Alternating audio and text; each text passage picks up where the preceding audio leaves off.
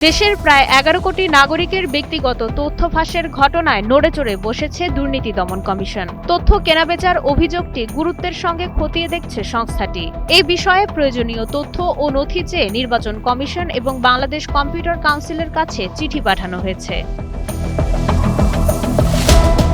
অভিযোগ রয়েছে, সরকারি চুক্তির শর্ত ভেঙে নাগরিকদের ব্যক্তিগত তথ্য হাতিয়ে নেওয়া হয়েছে। ডিজিকন গ্লোবাল সার্ভিস লিমিটেডের মাধ্যমে ৪৬ ধরনের তথ্য দেশি বিদেশি ১৮২টি প্রতিষ্ঠানের কাছে বিক্রির অভিযোগ উঠেছে। তথ্য সুরক্ষার চুক্তি থাকলেও তা মানা হয়নি বলে জানিয়েছে দুদক।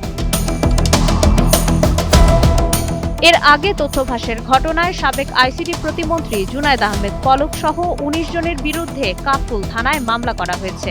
এখন দুদকের অনুসন্ধানে বেরিয়ে আসবে তথ্য ফাঁসের পুরো প্রক্রিয়া। নথিগুলো যাচাই বাছাই শেষে জড়িতদের বিরুদ্ধে আইনি ব্যবস্থা নেওয়া হবে বলে জানিয়েছে দুদক।